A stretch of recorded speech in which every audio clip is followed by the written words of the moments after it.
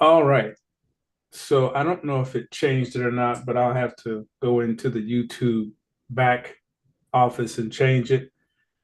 Just to recap real quick for those who weren't here for the class today, and today is February the 8th.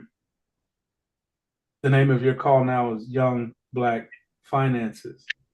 Young Black Finances. And like I said earlier, during the call at the end, when I give out the assignments for um, whatever is there, um, you guys are going to give me a subject or something each. So there should be 5 or 6 subjects just coming from you guys, depending on who's on the call. Um, and I request it at the end. All right.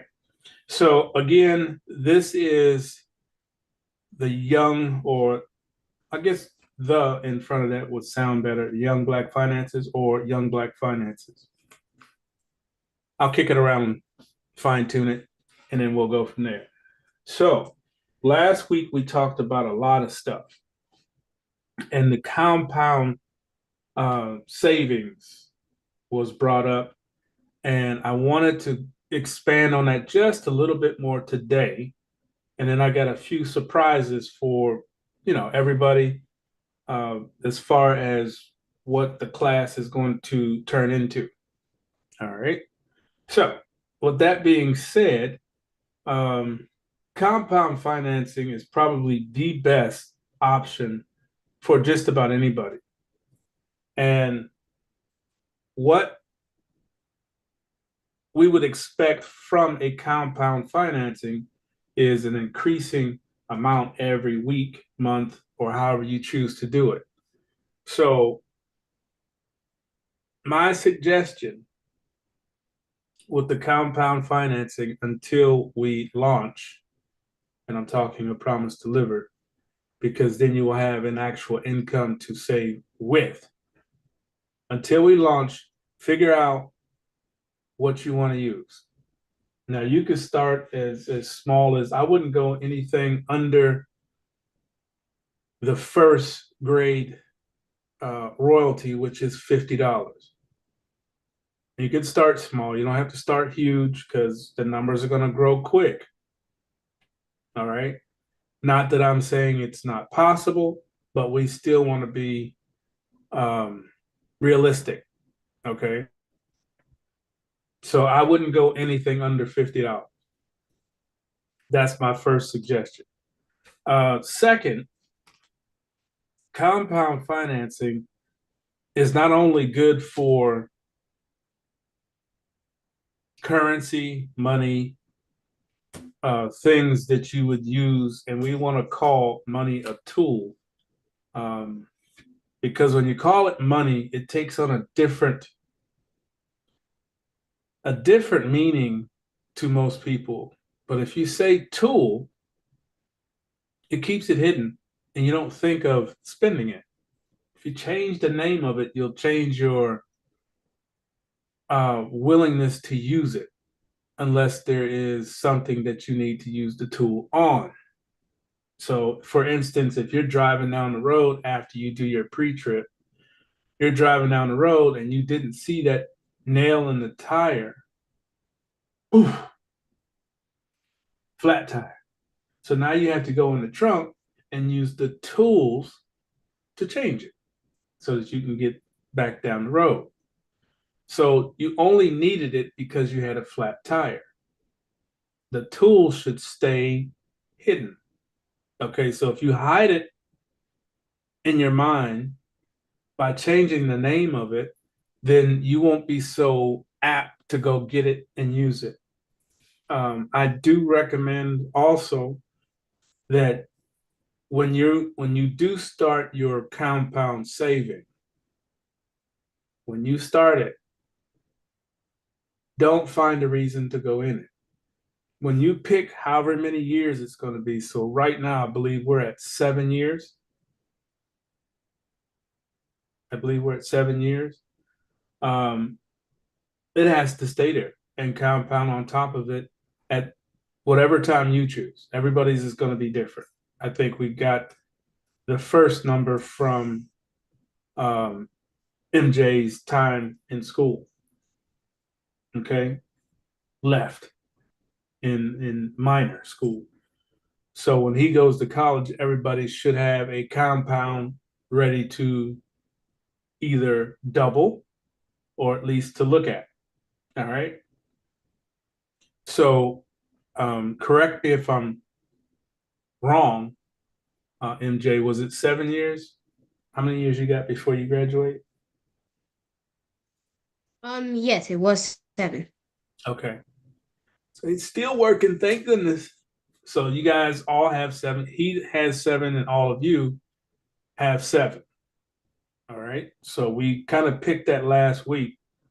So the time of compound that you're going to work with us is 7. Now, after 7 years, and MJ's in college doing his thing, I want you guys to, by then, you should be multimillionaires. I want you to still remember that money, which will be money then, hopefully it'll be money next week, but whatever it's called, use it as a tool and set your time to do whatever you need to do by what you're trying to accomplish. Now, if you're a multimillionaire at 25, what else do you need to accomplish? Being a multimillionaire. It should compound as well. Now, one thing that I did want to touch on with the word compound is it comes in different venues. Most people associate the word compound to money, but it actually can be applied to anything you're doing.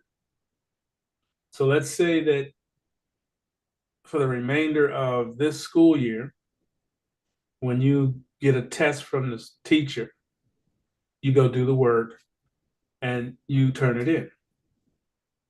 All right. Next semester, after summer break, because that's what's coming up next, I believe. There's probably little ones, but I'm talking about big breaks where you have a chance to get away from school for a good period of time, not like over the weekend or eat some eggs or whatever else is coming.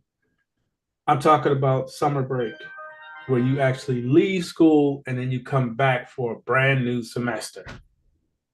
All right. I want you to compound your work.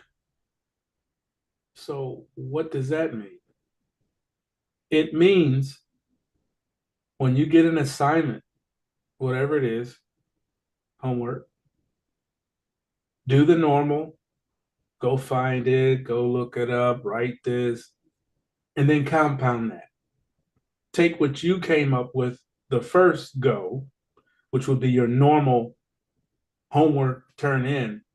I want you to compound on the work that you put into that first page and create a second page of answers and calculations and what have you. Why do I need to do that, Mr. Lewis? Simple. If you just do enough to get by, and this works in finances as well, if you do just enough to get by, you can't save a dime because you're going from this check to this check, right? To this check. So what's all the in between? Work, work, work, work, work, work, work, work. I get a check. I go spend it all because everything is waiting for that check, light bill, car note, insurance. That's doing bare minimum.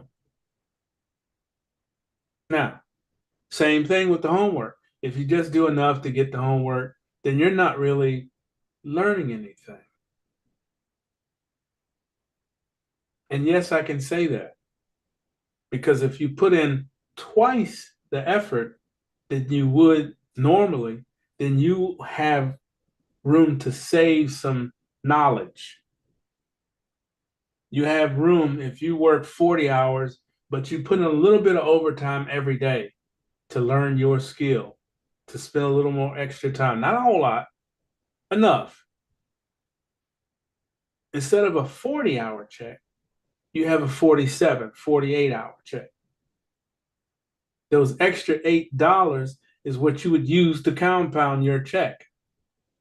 But if your check is only going to the light bill, to the rent, to the car, to the light bill, to the rent, to the car, what are you saving? There's nothing there. Same thing in those books. When you look at the essay, take that essay and go over it, and write 2 pages instead of one. Put in a little bit of you in that paper. Put some of your thought into what was said on that paper. Now you have a 2-page essay instead of a one. Now, unless they say I only want a 1 page, then you have to do that. But do twice the work to get more detail. The more detail you put into that writing or into that paper shows that you took some equity out of your head and put it towards that paper. So now, if the teacher is a qualified real teacher, because there's some, question on that as well, then that teacher will see that you put in the extra effort. Now you have equity in that teacher because they know that they're looking for that kind of work from you, right? They will see an escalation. The escalation is the savings. They will see the escalation from your old homework to your new homework. That makes sense? Same thing goes in life. If you just do enough to get by, then that's all you will get. That's it. There's no other question on it. There's no other way to put it. All right. I just wanted to add on that compound because, like I said, I was doing some thinking, some extra work, even from the last call. And I did you a disservice by just giving you one option or one version of compound when there's hundreds. There's homework, there's relationship. Everything you do, you can compound it and do it better or twice the effect. Always remember that. Don't just do enough to get by. Excuse me. So that's compounding in life. So that's one of those arenas and areas that you're going to have to, you pick those. No one can pick that for you. So as you're going through and growing up, put the equity in, put it in extra, especially on self. Get your direction kind of narrowed down. Don't be so flippy floppy. One day I want to do this, one day I want to do that, one day I want to do this, one day I want to do that. That's flippy flop. There's no way you can compound that. Get a direction and go in it. Okay. Just so that you have more of a solid foundation. All of this knowledge and how to use and work with money is giving you a financial foundation. That's why it was one of your words so that you could understand the foundation. So when you compound your personality, you basically give yourself a foundation to stand on. How do you use your vocabulary? Are you reading the dictionary like was requested? How many of you actually are doing it?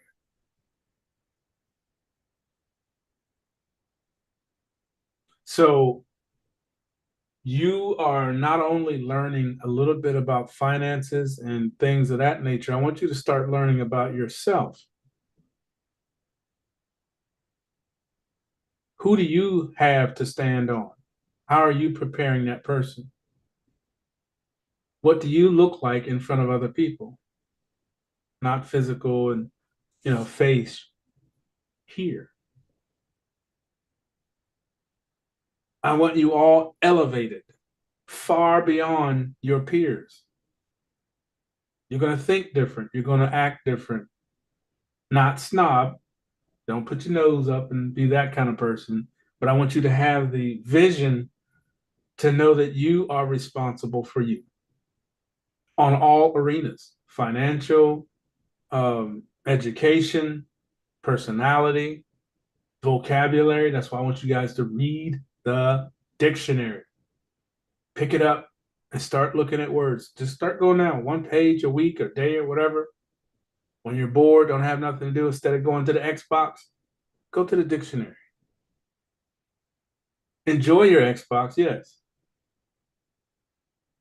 But also enjoy a book. Read something every day.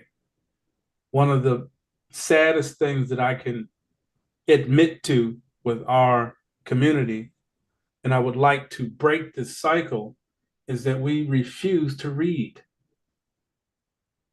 And it's not just Black. It's everybody. Complacency is one of those things that they force on you, and you pick it up and run with it. Okay? It's one of those things where we have the ability to create our own foundation. It just needs some nudging from those above you and next to you, and sometimes behind you, to get you to open up and start one brick at a time building your structure. Because once you get the foundation, then you start going up. So how do you go up? How do you go up? By this that we do every week. You go up by learning, communicating. This is why I want you guys to talk to me. It's important that you verbally speak, because when you speak, I'm going to give you a little nugget. Your subconscious is the actual real you. Now that sounds weird, but just stay with me for a minute.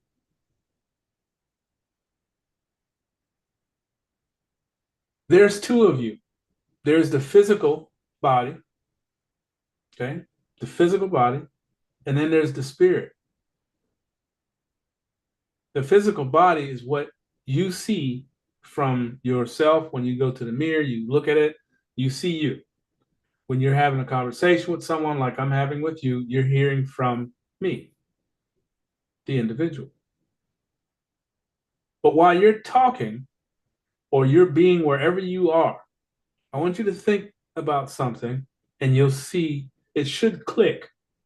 You should get one of those light bulbs like on the cartoon, boink, a light over top of your head. I'm going to ask you a series of questions. Some of you know, some of you don't. It's okay. This is where you learn. These series of questions are to give you an understanding that there is two of you. One takes care of one thing, you take care of another, the physical. So, first question. And I got to be careful with the dates because I do have a really young person on here.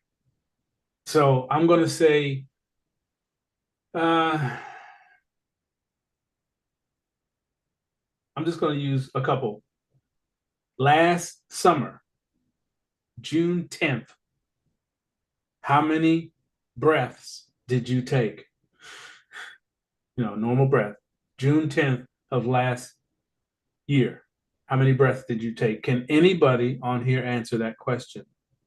with a solid number that you know.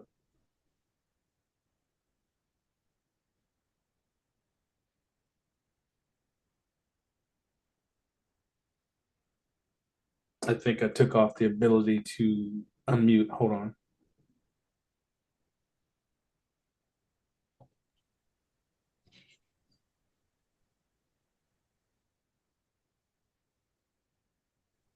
I honestly cannot. Correct. I don't remember anything from June since the last summer. Correct.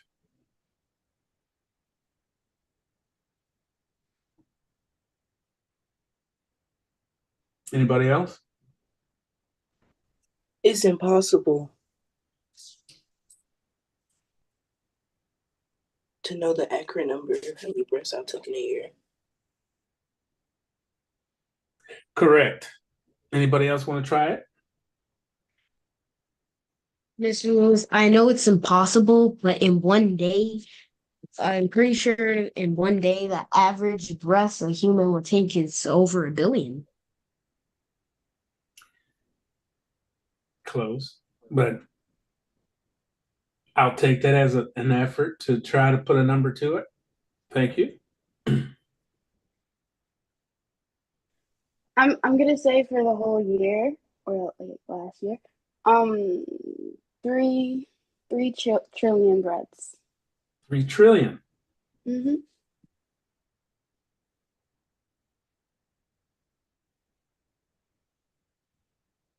Did it?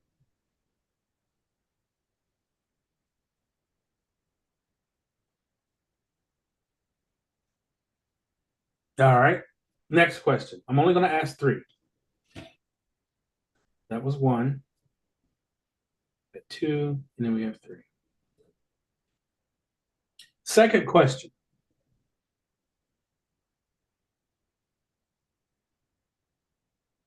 Two months ago, at 12 midnight, how many skin cells did you make?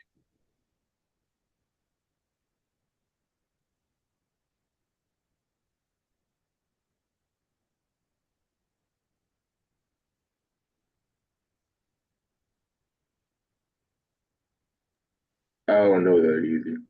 Thank you. Correct.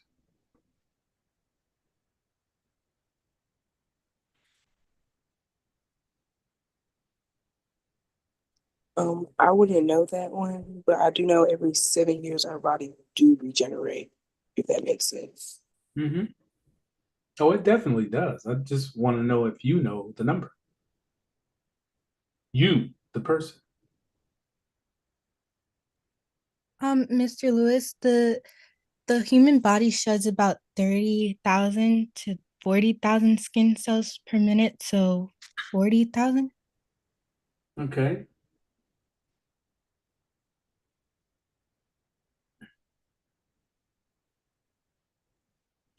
I'm gonna say 50 million. 50 million. My guess is just 1 billion. 1 billion. 1 billion.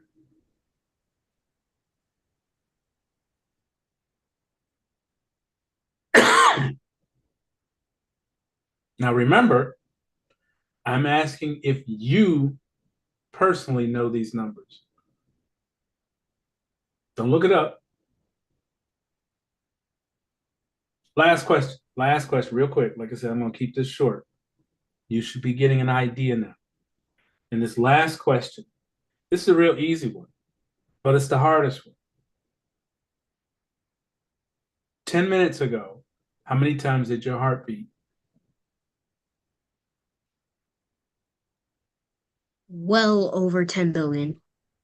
I'm kidding. Probably 1 million times.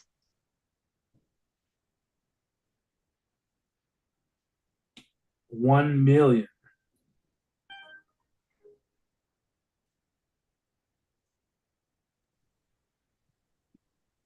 Mr. Lewis, I 1,000 can't really. times. For heart rate, it depends on the person's heart rate that they already have, and it's usually 98 beats per minute.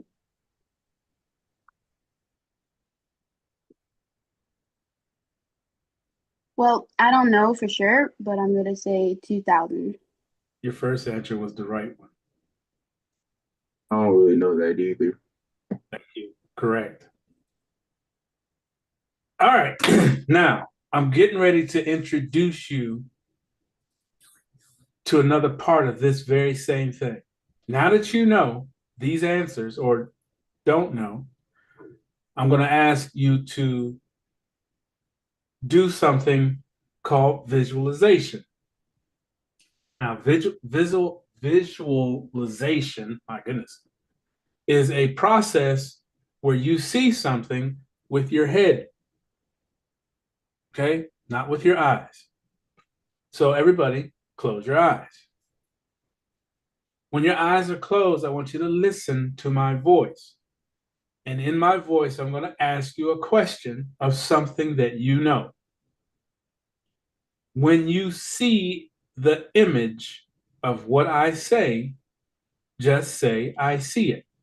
That's it. You don't have to describe it. Just say, I see it. Are we all clear on that?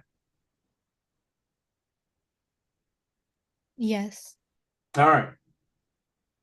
So all of you guys need to unmute because this is a full class participation, not the adults, just the juniors. So the first word that I'm going to say, you're going to see a picture pop up in your mind. You'll just see it. It'll just pop in. When you see it, say, I see it. Are you ready? Yes. Yeah. Yes. Basketball. I see it. I see it. I see it. I see it. I see it. Hot dog. I see it. I see I it. see I it. I see see it it. too. Two more. They're going to get a little harder. Ready? Yes. Yes.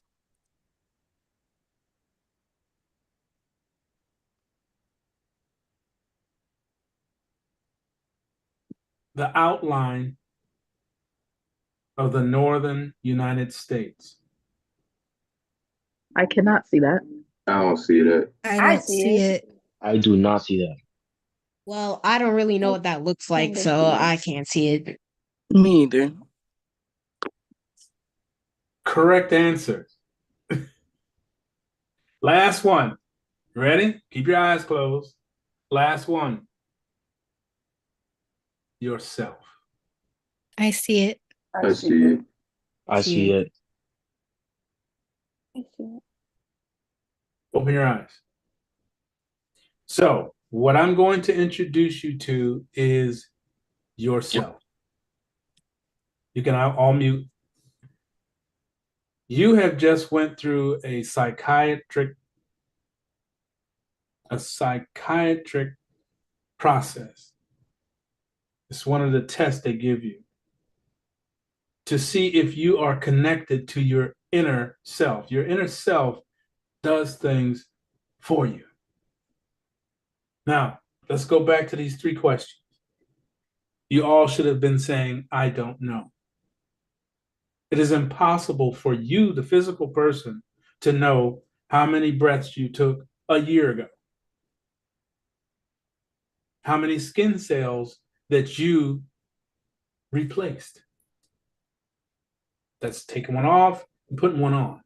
First, you got to know how to build a skin cell. That's number one. Last question.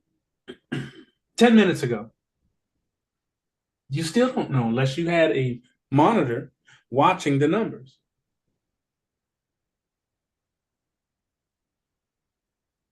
Now, there was a clever answer to that question. Depending on each person is the correct answer because everybody's different. Everybody came into this world at a different time or second on the clock. So you don't know these answers, but there is someone that does. The same individual that when you closed your eyes, they took over and gave you pictures by you listening You're using the senses that they control. You don't control it. Think for a second. Who took care every breath that you took a year ago? Who took care of taking a sail off and putting one on? How many times since the day of your birth has your heart beat without your physical input? Every day. The subconscious is keeping check on all of those things. The subconscious was there before you were. When you were in mommy's tummy, in a fluid, underwater, inside of a black nothing. You can't see anything because you're inside of a human. Your body was creating cells. Your body was creating bones. You didn't do it. Who did? So, I know I went way left with this, but I wanted to give you something that I do every day. And when you hear people say you should pray every day, you should, honor the creator. Who's the creator? You are. I have a lot of pushback when I say that to people. And they say, oh, that's blasphemy. You're talking against the true creator. But I would ask that same person, in this very book that you're trying to throw in my face, does it not say that you are created in my image? It's right there. But we don't see it because it was not broken down to you in this format. You are creating every day, every second. Your body's doing something that you have no idea it's doing. So who's doing it? Did the light bulb go off? That's a real question. Did the light bulb go off?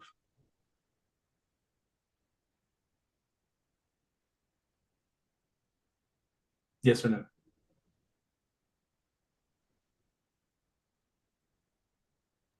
Yes. Yeah. Yes. Just a little knowledge for you to carry on in your years to come. Compound your knowledge. Take charge of that, whatever it is. You won't get it from me. You won't get it from anyone else. Take charge of what you learn and how you learn it. Take responsibility for your own future. Stand on your own foundation. Okay? I just wanted to throw that at you this morning. So we have some homework assignments. I do believe there was 4 words, 3 words. 1, 2, 3, 4. Take the floor. Mr. Willis, can I go first? Yes, sir. Okay, so the first one is discipline. Now, there is multiple forms of discipline. I'm going to give the definition for financial discipline. Okay, so financial discipline is the ability to manage money wisely by budgeting, saving, and avoiding unnecessary debt and making responsible financial decisions. It means sticking to a financial plan and controlling spending to achieve long-term financial goals. For example, if I want to buy a laptop that costs $1,000, instead of using a credit card or borrowing money, I save $200 from my allowance each month. Save $200 for my allowance each month. After 5 months, I will have enough to buy the laptop without going to ask my parents. or borrowing. It shows financial discipline because I planned, saved, and avoided unnecessary spending. Okay, and self-investment. Self-investment is the act of improving yourself through learning, skill building, or personal development to achieve future success. It involves spending time, effort, or money on activities that increase knowledge, abilities, or well-being. For example, I myself want to become a great basketball player. And instead of sitting around or watching TV or playing video games, I will practice dribbling, shooting, and working out every morning. Over time, my skills will improve and I could make the school team. By investing in myself, I increase my chances of success. Dedication.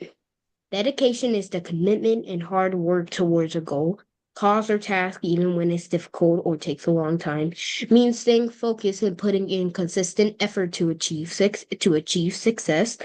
For example, me myself, I am decent at my timetables, but I need to practice them every day to really understand and get better at multiplication. So I will need to practice every day. I need to study new problems and stay motivated even when it's challenging. By practicing every day, one day I will be like a human calculator and math will be like second nature to me. That's it for me. Perfect job. Thank you, sir. Appreciate you. Mr. Lewis, can I go next? Yes, ma'am. Okay.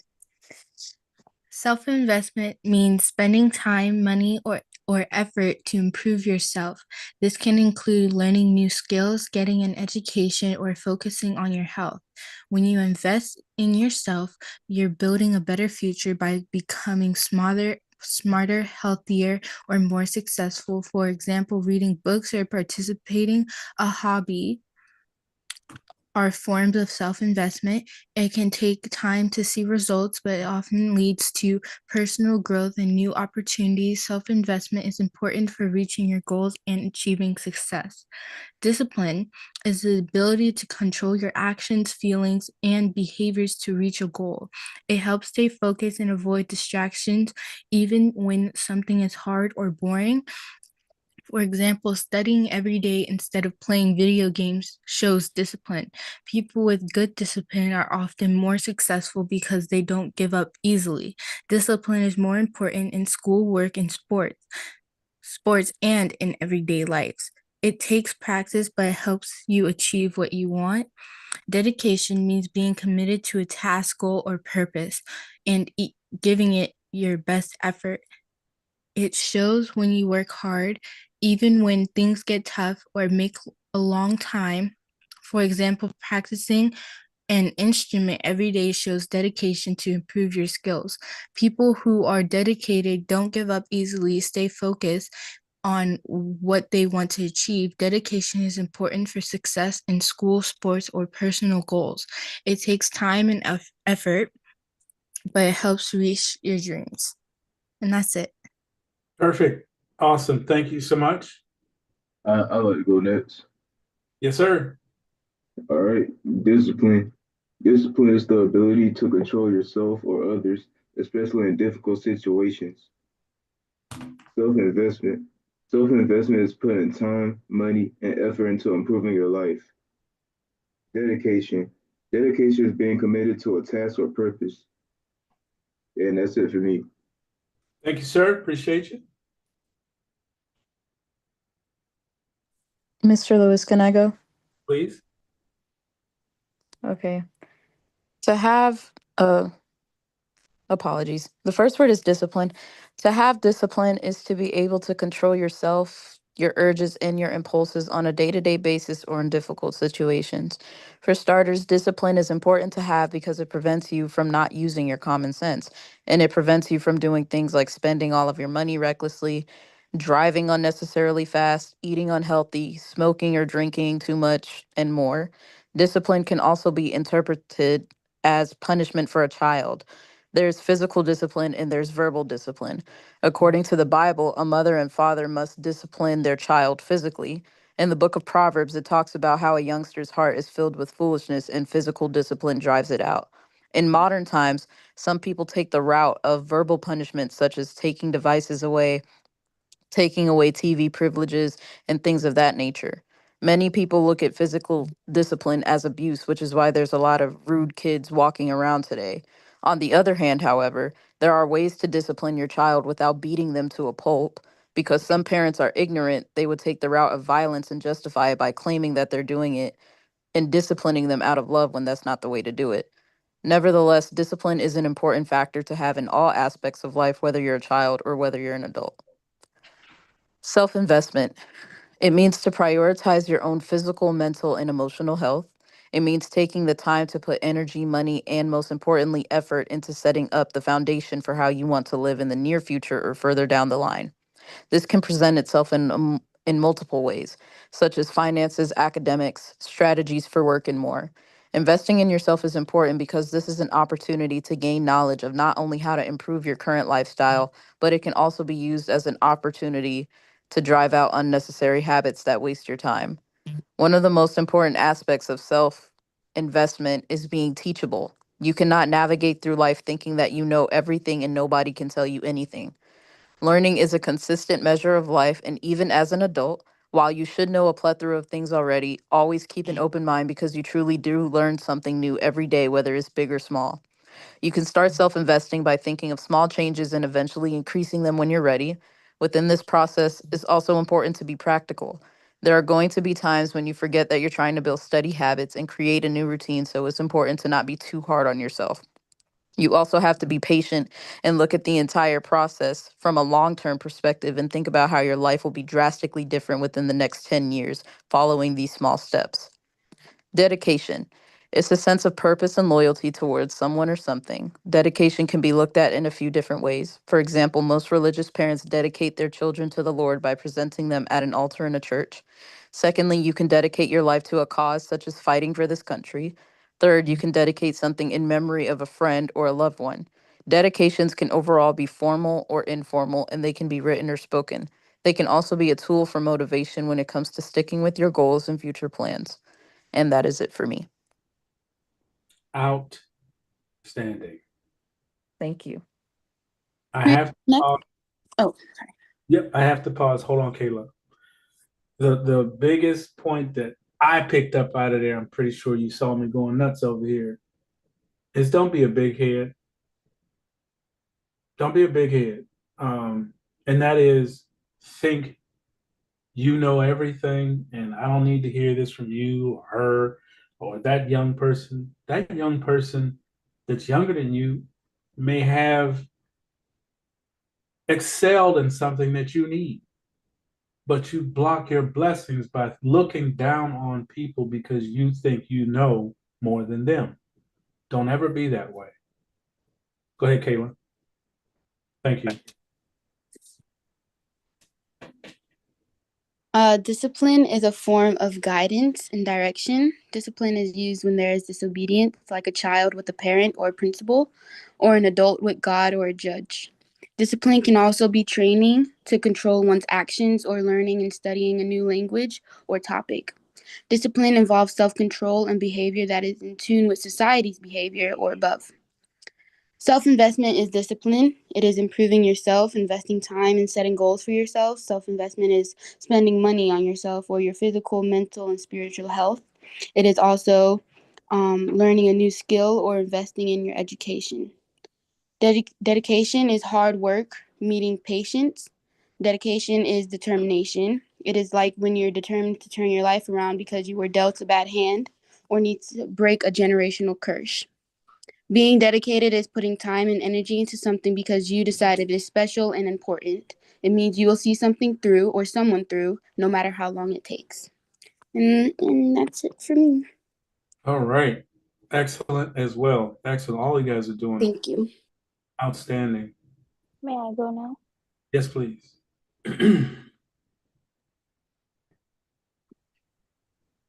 Discipline. Discipline is the ability to control yourself or others, especially in difficult situations. It can also be referred to the rules or standards that we abide by. Self-investment. Self-investment can include a number of things, such as taking classes, investing in your education, spending money on yourself, working on achieving your goals, investing in your physical, mental, or spiritual health. It is a type of repayment to yourself.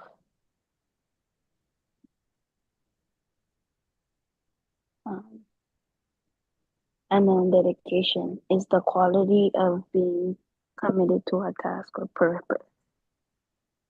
Dedication and discipline can go hand in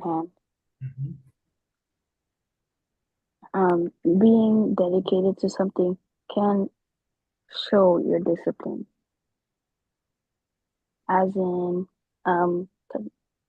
continuously performing a task, showing that you're dedicated to it, shows that you have discipline. That's all for me. Excellent, excellent. Thank you. May I go next, Mr. Lewis? Yes, please.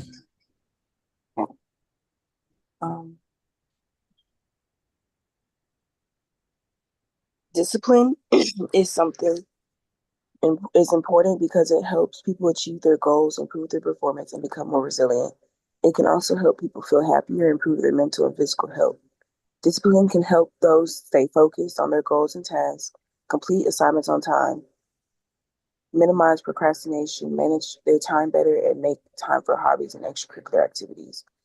Jessica disciplined herself by switching her TV time with opening a book to better her brain stimulation. Self-investment. Investing in yourself means you are putting in the time, money, and energy into making your current and future life better. Instead of focusing on things that will not increase your wealth in the long term, look for ways to expand your knowledge and make your life better. Investing in yourself can be one of the easiest, cheapest, and most rewarding benefits of your time. Dedication commonly indicates the quality of being loyal or devoted to a cause, ideal, or purpose. Dedication gives you the strength to keep going even when things get tough, and it helps you stay focused on your goals, even when the road ahead seems impossible. Dedicating yourself to certain things can help you reach goals that were once seen as hard or almost impossible.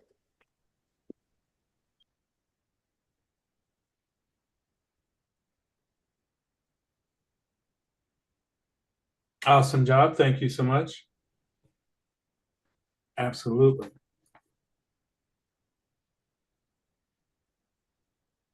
Is that everybody?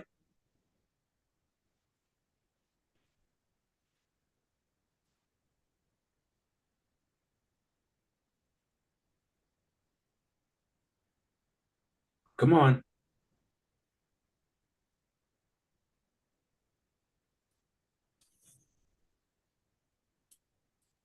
Hold on real quick, Beethoven.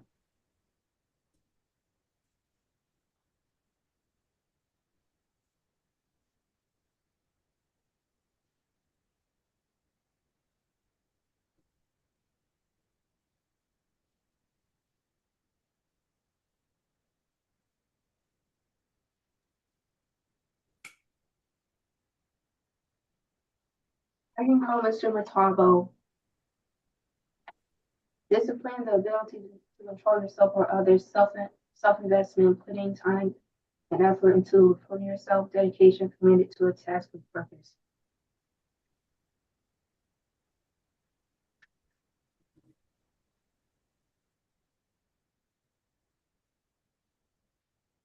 Okay. Thank you. I appreciate it. We are going to move into much deeper subjects. Finances is the base, but personal is the cause, is the reason, is the effort. You can have all the money in the world, but if you don't have you, if you don't have you, if you don't have you,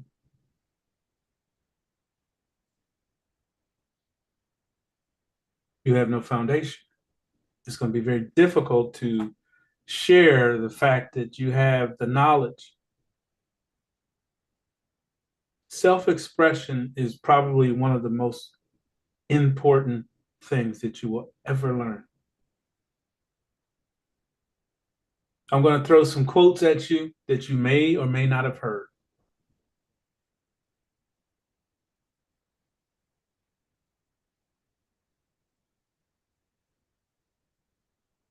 First quote, and this is the biggest one.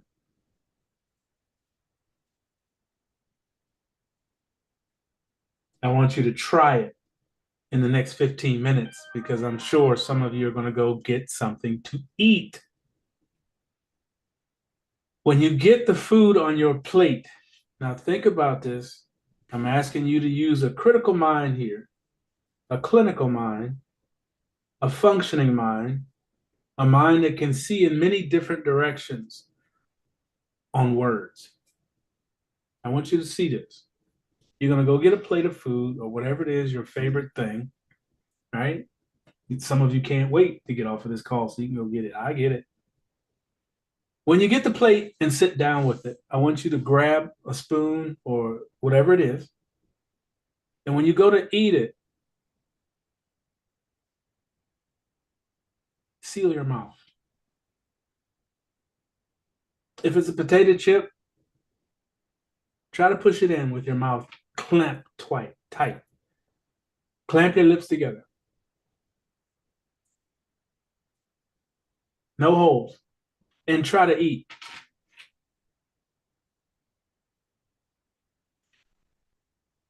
It sounds silly.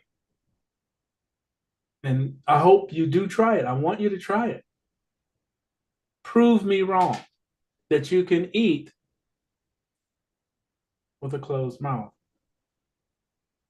It is literally impossible unless you're going to snort it. And not many people can snort a hamburger.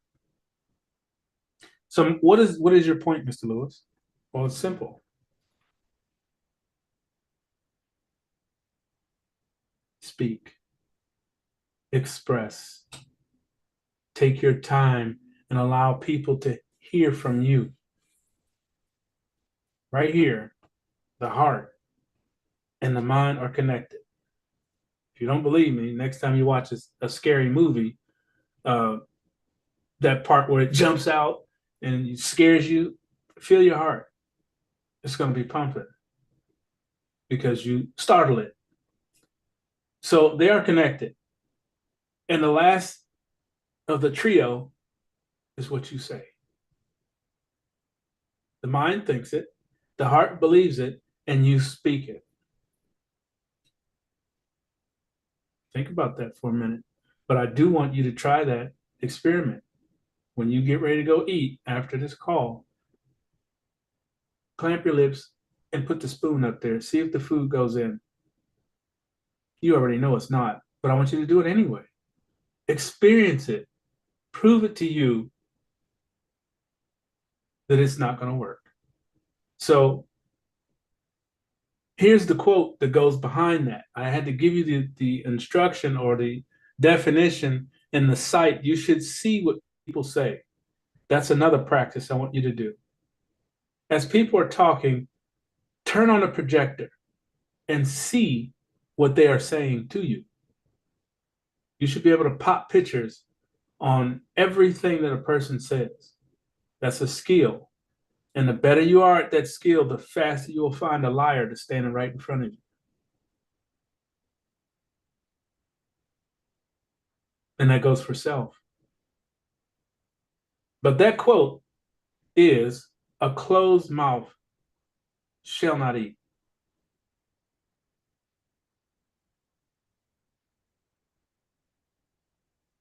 Now, one of the things that Jaden was saying in hers that hit a home with me, and that's the way I have ran my entire existence on this planet, is that I know I was put here to learn stuff. That's why I know so many things.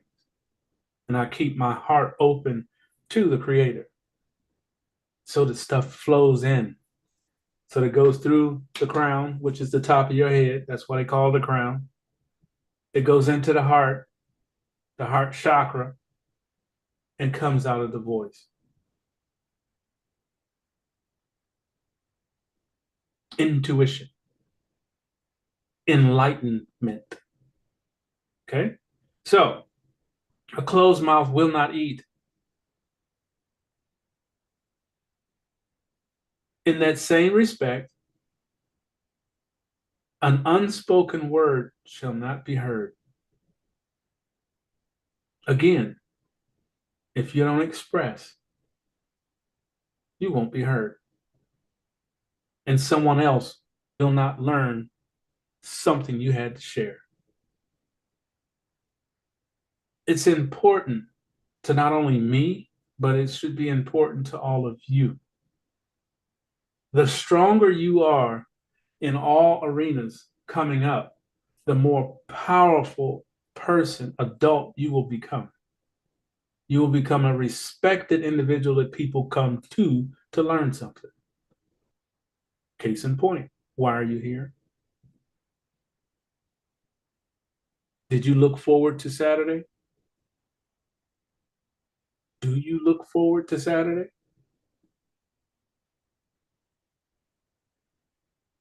If you look at the screen, there's 26 people here, right? They're not kids. Why are they here? To learn from you. They like hearing you. This is why it's important that we all speak. I want you to deal with the inside of you. And this goes to all of you. No one person being picked out or singled out. Work on this part. People show up to hear from you. You showed up to hear from you. Take the opportunity to build your foundation. Get rid of the things that are making your foundation like this. Okay, your foundation should be solid. And you start one day at a time, self. Here. Here. All right? So let's move on to the final part of the call where I'm going to give you some assignments. I think that's enough. I don't want to take you too long. 1 hour is enough. We already have gone over compound. Now I need you to start understanding interest. So the first word is going to be interest.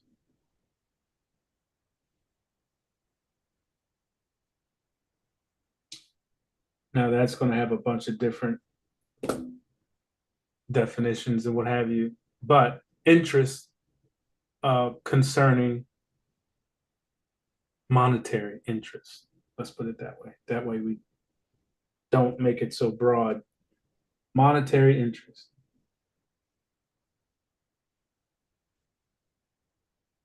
Next word. Oh, I already did that one.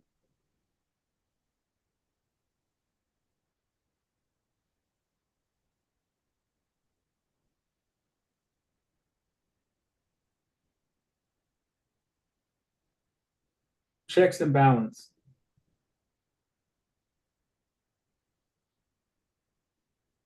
It's a double word, but you'll see what I mean once you start looking it up. Very important.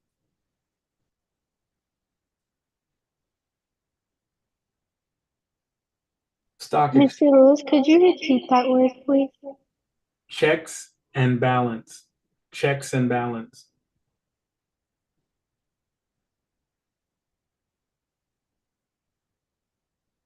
Got it? Yes, thank you. You're welcome. The next one is stock exchange.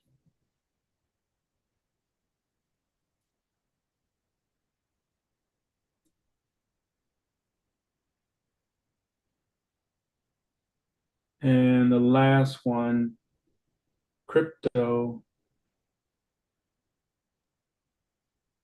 exchange.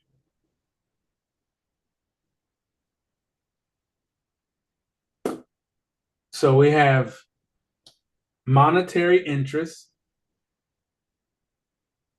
crypto exchange, checks and balances, stock exchange.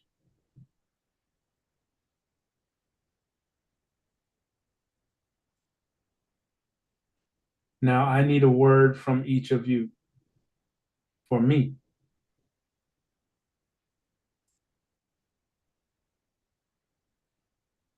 Take a few minutes to think about it while I finish up. One thing I want to do for everybody on the call is that I want this class or this discussion to grow. I would like to see it grow so that we can involve more youth. Because there's some young ones out there that can learn from these young ones. So if you are on this call and you have grandchildren, nieces, nephews, sons, daughters,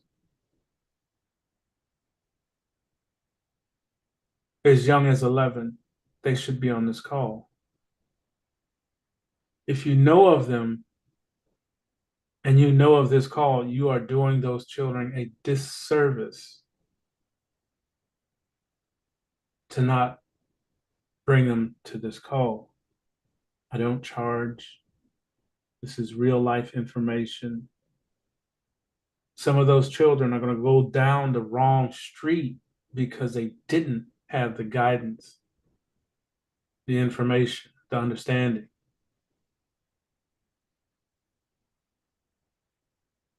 So if you know them, they need to be here. Same with my young people. If you have friends, if you know of young people that don't have guidance, bring them to the call. I'd like to see your class grow. All right. Got your words together for me?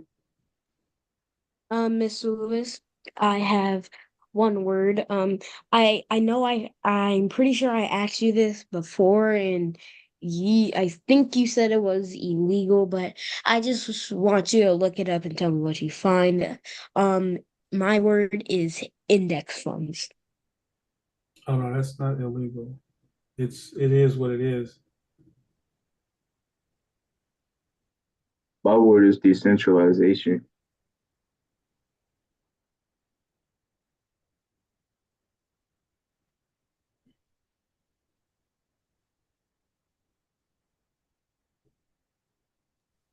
My word is sovereignty.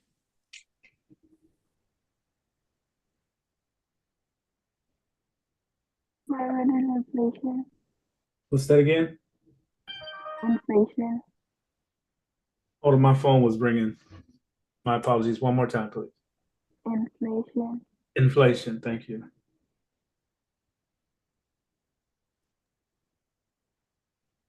Mr. Lewis, my word or words are is it okay if I give you more than one? Absolutely. Okay, my words are Freemasonry, and I also want you to do a deep dive into Greek culture, specifically the fraternities and the sorrows that a lot of people my age are pledging to, and how they're demonic deities. I hope you're not doing that stuff. Absolutely not. I know my history on them. Thank you.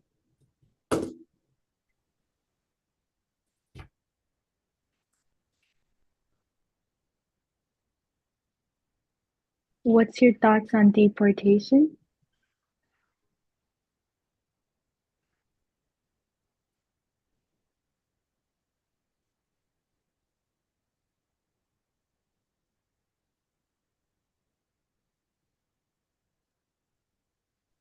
Mr. Lewis, Mm-hmm.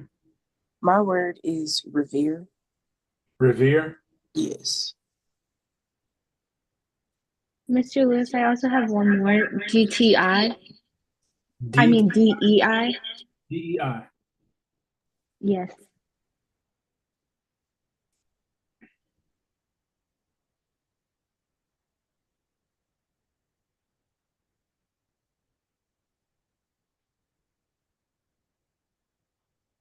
Anybody else? Is that everybody? Hello, Mr. Lewis. I know my kids are not here at the moment. Like I said, my son's working, my daughter, but I'm texting him, trying to keep them abreast of everything. So my daughter said economy and my son said fluctuation. If I put it.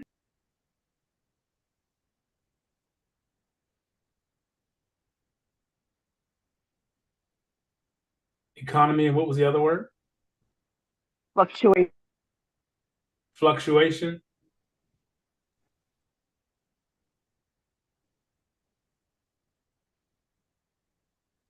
Or fluctuate, you know, in regard to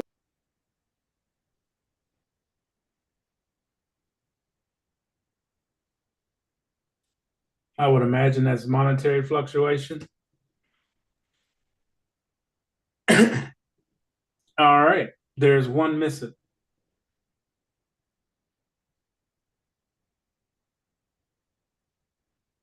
That's the beauty of a small class.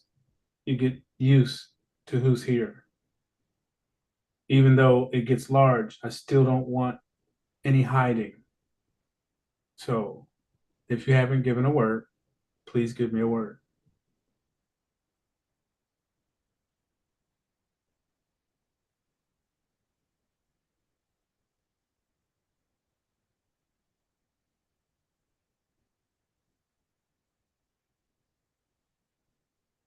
Okay. So I'm gonna break this in half. I think this.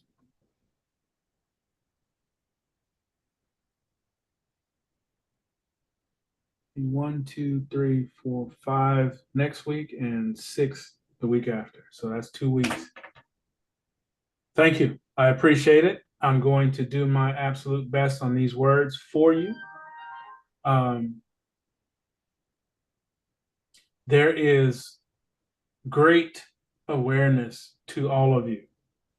I'm getting phone calls from people that are going to the YouTube to get information about A Promise Delivered. And one of the ladies that went there to get the information basically went into a complete breakdown. She literally cried on the phone because she was listening to you guys. And she, made it known that no one, and we, most of the adults on this call can say the same thing. No one took the time to teach her some of the things that you guys already know. No one. Because of her lack of knowledge of finance.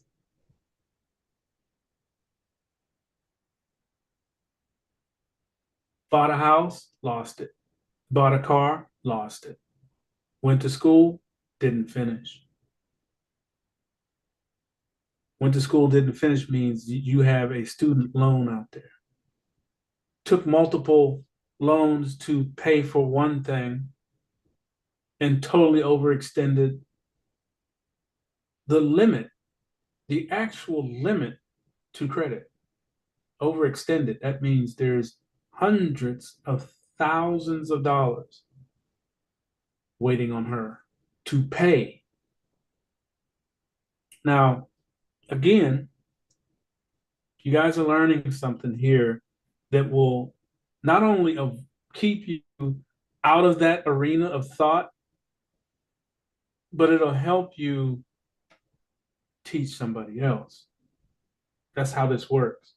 When you have someone that pours into your cup, you're supposed to take your cup when it starts to run over, pour in somebody else's cup so you can get some more.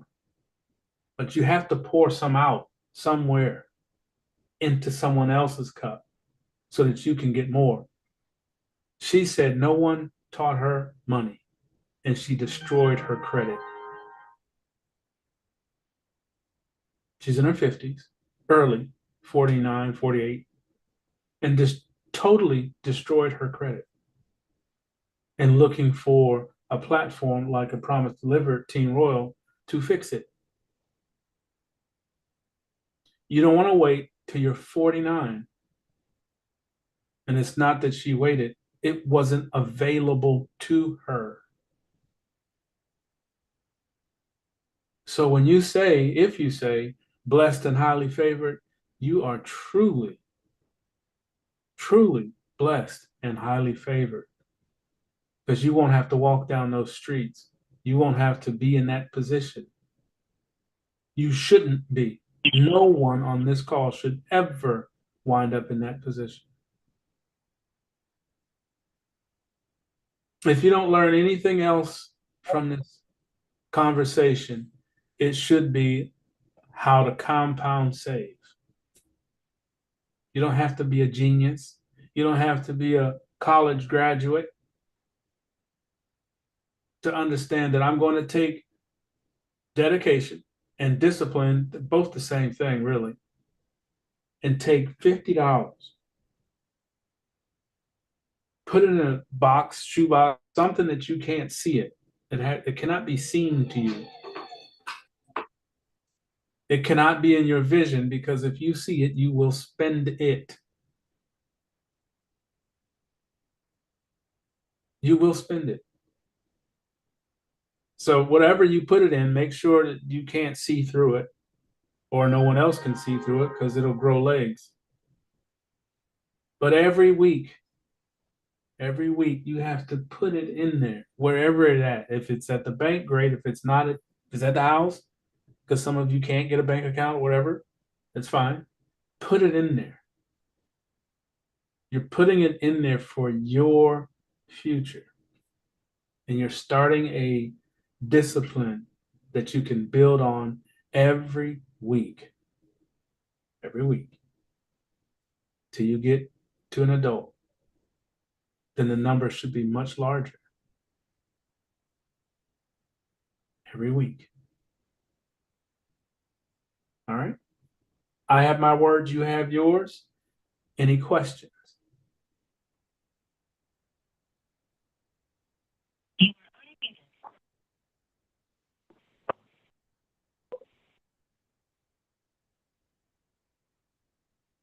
Is there any questions? I have a question, Mr. Lewis. Yes, ma'am. Well, not really a question. It's more of a statement. I heard you were talking about complacency earlier, and I did want to add a comment about that. Complacency stems from programming, and it was designed specifically for people that looks like us. And when I say programming, I'm talking about the TV we watch, the music we listen to. I mean, even pastors, to be honest. I mean, their indoctrination, they're feeding it to their congregations, and people, well, not we, I'm not a part of that, but people blindly listen to it, which means that they're being programmed to believe what their pastors are saying instead of doing their due diligence to look into, the Bible and all of that. And that goes for everything. Like, where did this music come from? What sparked this idea? Or who created this movie and why? Absolutely. And that's, I want to add in with you, that's called doing due diligence. Due diligence means check it out. Is it really good for you? Or is it a fad? Or is it something that all my friends are doing it, so I'm going to do it? Absolutely. I agree with you 1,000%. Complacency will kill you or get you killed. And then I also, I apologize. Go ahead. I also had another question. Earlier, you were also talking about being realistic. And sometimes, I'll be honest, sometimes I myself, I would find myself saying, you should probably be more realistic. But then today, as you said it, I thought about it and I was like, why do people say be realistic? Like they're trying to limit the possibilities of what you want to endure or like achieve. Like if I had a goal to buy a Lamborghini by the end of the year, people would try to shut down the idea and tell me to be realistic, meaning that they don't believe in me and they don't believe it's possible for me to do it. Why do you think that is? Self-limitation. So being realistic would also entail as to what it is that you're being realistic about. So when I said it, I'm talking about your ability to save. So if your allowance, let's say most young people allowance, I don't know, I don't have kids, so I never went down that road and I never received allowance. So I would be on deaf ears. I would have to ask all of you, what is your allowance? What do you get? Anybody want to share that information? I know it's personal. That's like asking you what your paycheck is. That's something you don't share. I'll just pick a number. Don't say anything. No. I'm just going to pick a number of $15 a week. So out of that $15, can you buy a Lamborghini at the end of the year with $15? No. So that would be an unrealistic objective or goal. So being realistic would, like I said, contain as to what it's being put towards. So something like $15. You can only take $15 so far, even though it's every week, but it's only $15. So you have to keep whatever it is that you're after in a realistic model of what that $15 is going to generate in the time that you have chosen. It can't exceed what $15 is going to generate in that span of time. That's unrealistic. Does that make sense? Yes, it does. I kind of have a follow-up question with that too. Do you also believe that realism or being realistic also drives negative behavior such as sin? Because there was this family friend. She was not speaking to me directly, but this is a conversation that my mother told me that she had with this family friend. And she gave, I mean, I don't mean to be a little explicit with younger people on the call, but she gave her son a pack of condoms. And then my mother asked her, but why? And then she said that she has to be realistic. So I guess my question is, I mean, why do you think that it drives negative behavior? Beautiful question. And you never have to excuse yourself for being real. So very, very in-depth question. I'm going to give you thank you for opening up the door for that. First and foremost, what you have to realize is the millennials, which are the 28 and below, I think it is, 30 and below, are the millennials. And that's the age group that's above you, the so-called adults that are above you. This whole group of people, black, white, Puerto Rican, whatever, were not disciplined coming up. And some of their parents weren't disciplined. So when you ask that question, just hold that question there for a second. I'm going to give you a reason why that question even exists. And it starts back with the millennials. Just before them, the government decided to step into the family unit and say, how can we destroy this? How can we interrupt the family unit? Started with arresting the men. Simple stuff. But regardless to the fact, get the men out of the house. Why would you want to get the man out of the house? Because that's the rock. That's the financial provider.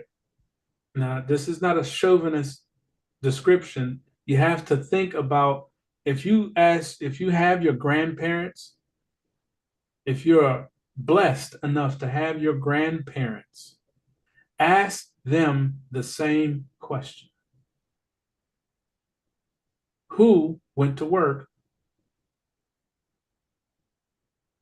Granddad did. What grandma do? Grandma kept the house.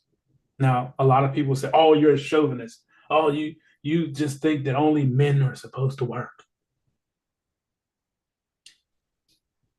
Understand this. A woman's work is from the day she's born, because eventually she's going to become a mom. That sounds chauvinistic, but let me ask you a question. Mom wants to go to work, right? Dad's already at work. That's how you got involved with someone, right? You liked him. He had his stuff together. He had a house, got a car. You want those same things. He decided to connect with you. Now he's providing for you. All of a sudden you become pregnant. It's going to happen. That's what husbands and wives do. You have a baby. There's an addition to the family in this household that he's providing for. Now you say, well, I want to go to work now. But honey, I'm already at work. But we're not making enough. I need to go to work. Where's Junior? Or Juniorette? Who's watching out for the baby? It's either going to go to grandma, grandpa, or somebody. Right? Follow me now. In this scenario where mom and dad are at work, the baby is being brought up by who? Grandma, your friend down the street, daycare. What is the baby learning? You have no idea because you're at work. Now, people say, oh, well, you're supposed to provide and you're supposed to do this, you're supposed to do that. The baby's not eating well. Well, it would not be eating well if you weren't cooking or providing for that new life that was created. The traditional thought process has been destroyed.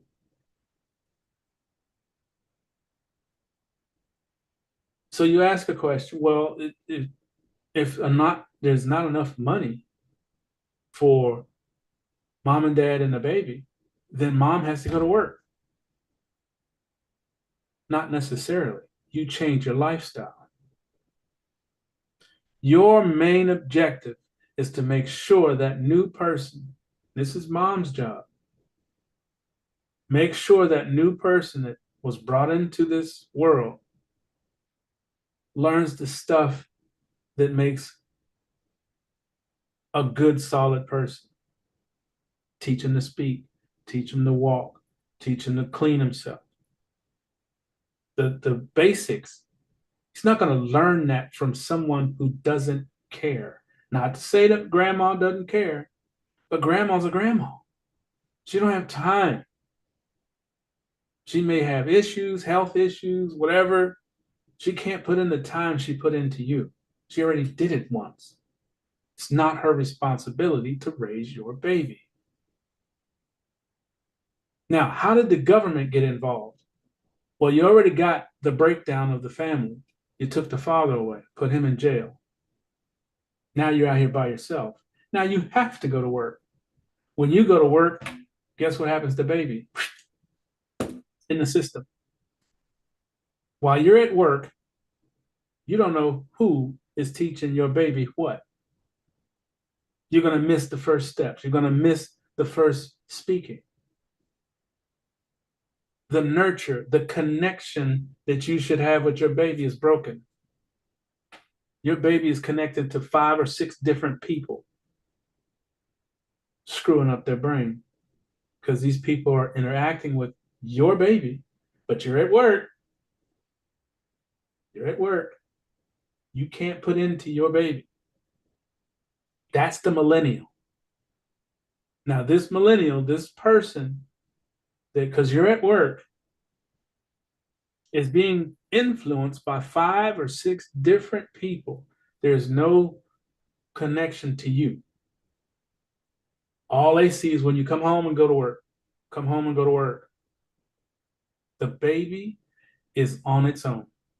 Now you got the government steps in. And this is the worst part. And nobody saw this coming.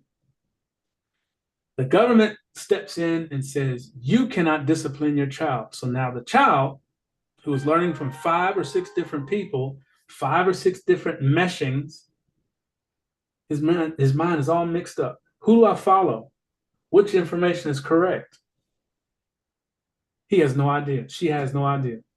They have no idea because there's so much coming at it. Then you put this in the mix.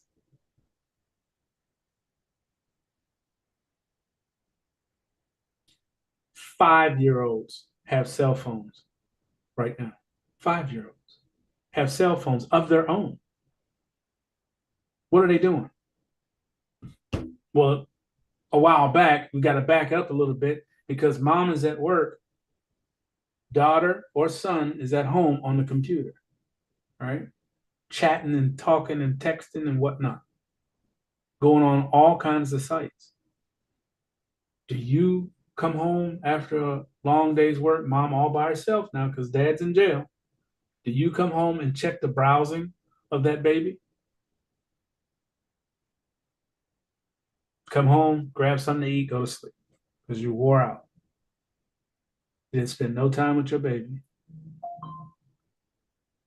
They were on the computer all day, looking at who knows what. So where are they? Where is their balance? What did they learn? This individual, this is a millennial, the ones that are above you. These individuals learned nothing. They didn't have a father in the house. Mom was at work all the time. They got influenced by everybody around them except you. And then they said, you can't spank them when something does go wrong. You can't spank them, or they can call the cops on you. You can't say anything to them because they don't know you. They know all those other influences. And now you step in trying to be mom, friction. So those millennials know nothing. They are a product of a failed system. So now you look at the babies of someone who has no balance, who has no input, no one poured into their cups. They're completely empty. What would they teach a brand new child? Let's just put this one up. A second addition to emptiness. So now, again, the government stepped in and started telling everybody what to do. The question you asked, remember I said, hold on to it? You come to school and you're being taught that you need condoms. Why would you tell a 7, 10-year-old that they need to know about sex education? They need to know about the body. You got this foolishness with the gender stuff. That's all these people. That's this. They don't know nothing. So how would they teach somebody new something? No one poured in their cups. What cup would that second edition have? These are the people that you're dealing with right now. They have no idea what they are. Man, female, woman, they're doing things to their bodies, there's no consequences. So yes, you would see someone in school or whatever giving them condoms because they're wild. And it hurts to even say that. But this country has went all the way to zero. All the way to zero. But it's being changed around. But it's going to take time. You have 2 decades of empty people. You have the millennials right now, and all those millennials have babies. All of them. Because there was a monetary gain to have multiple children. For each child is like $1,100 that this millennial gets because they're having empty children behind empty children behind empty children. Now, all those additional empty people that are being brought into the system that know absolutely nothing and no one's pouring into their cups, yes, you would have 5 and 7-year-olds with condoms because they're having sex.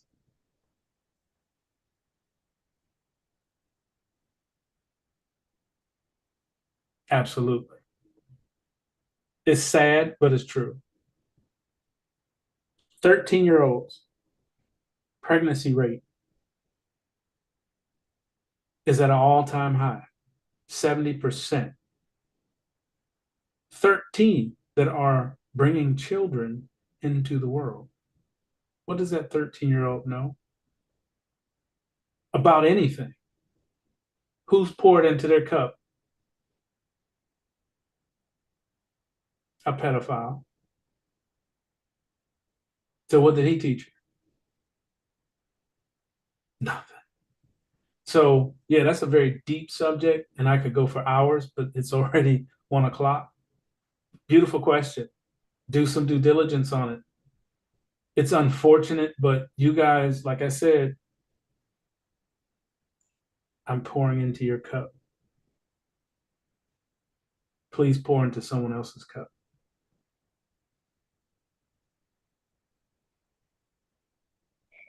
Well, Mr. Lewis, not that this justifies it, but teen pregnancy has always been happening, but now since there's social media, it's now getting more normalized. Not normalized, but it's now people are now noticing it happening. Do you agree? I agree 100%. But the rate and the knowledge of these 13-year-olds, and I'm not picking on you, I'm just saying the rate has increased dramatically because there's no consequences. If you get caught messing with someone that age, you're supposed to go to jail, number one, because that's considered rape. Even if she did say, yes, I want it, it's still rape because her mind is not right yet for the consequences of a child that may come out of that action. So you're taking advantage of a minor. That's illegal. They may do it in other countries. You know, it is accepted in other countries, unfortunately, but morals, you're getting into a whole concept of morals. Where's your fiber? Even though it was happening before, there was consequences at one time. The consequences went away. Because you can't, the parents, you can't discipline your son or daughter. It's going to start with a kiss or a touch. And if someone tells on you, you're supposed to get a whooping. Flat out. I don't agree with this foolishness that they can tell me how to raise or rear my child. If I had one, they would get a whooping. Flat out. They would understand that there are consequences to your actions, period. Good and bad. It's not always you got to whoop them, but they have to understand, because I got my hind parts cut. That's why I always tease the adults with the apple tree switch. That's my thing. You know, ask anybody on this call. What do I always say on our call? And someone kind of pointed that out. Well, you shouldn't say that thing to adults. Why not? I'm not actually hitting anyone. Putting a picture in the mind that there's consequences for your actions, period. If you don't have that here, if you think you can do anything, that I'm not going to get in trouble, she's going to have a baby, I could care less. I'm not having it. Yes, you are.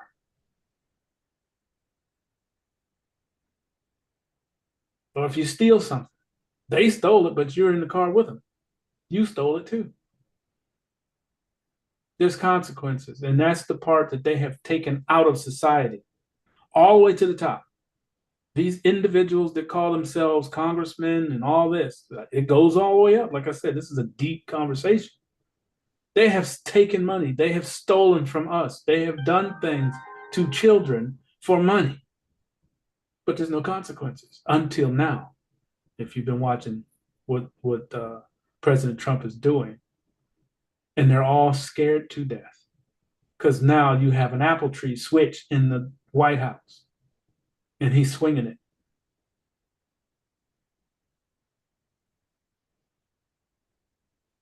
So yes, 7, 10-year-olds are being given condoms for that very reason. Is it right? Hell no. But is it a precautionary that they have to do? Absolutely. I hope that answered your question.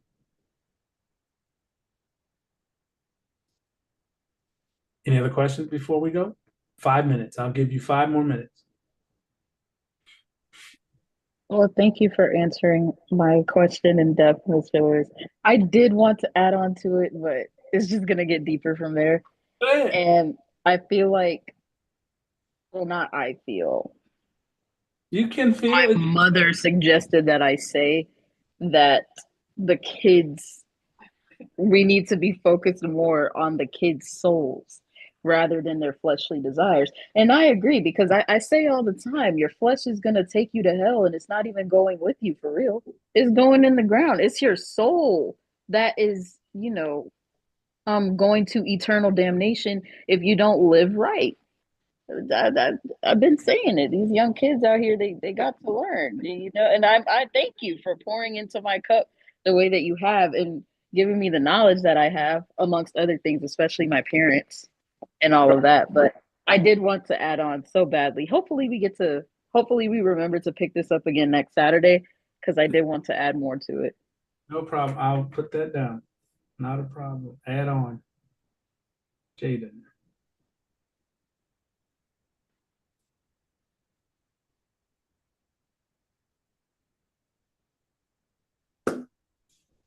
All right, we'll pick it up tomorrow.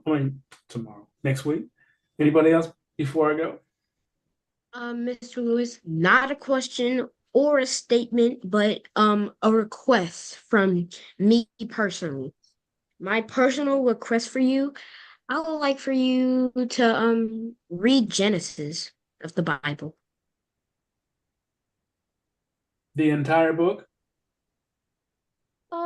If you feel like it. Because I read one chapter every night. I'd like for you to do the same. One chapter every night. So by next Saturday, you should be on chapter 7. I'll read the whole book. Remember, Okay. we don't do just enough to get by. We pour into ourselves by adding. I can't ask you to do it if I'm not going to do it, right? Yeah, That's you how can't. That's how it works. All right. 2 more minutes. Anybody else? I got a question. Yes. What do you think about doing a class about gun safety? Gun safety? Done.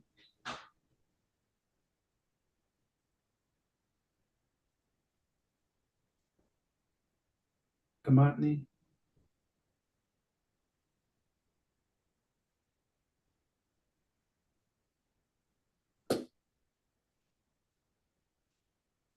All right. Anybody else? 1 more minute.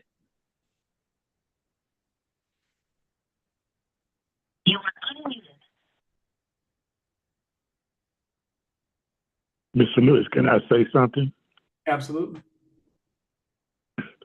I want to thank the young people for all their energy. I'm 85 years old, and I didn't learn some of these things y'all was saying until I was in my mid-60s. And I wait on Saturday mornings to hear your questions and answers and things. And it's just a privilege to come and listen to you guys. And every Saturday morning, I enjoy y'all. Thank you. Absolutely. Amen. Thank you. All right.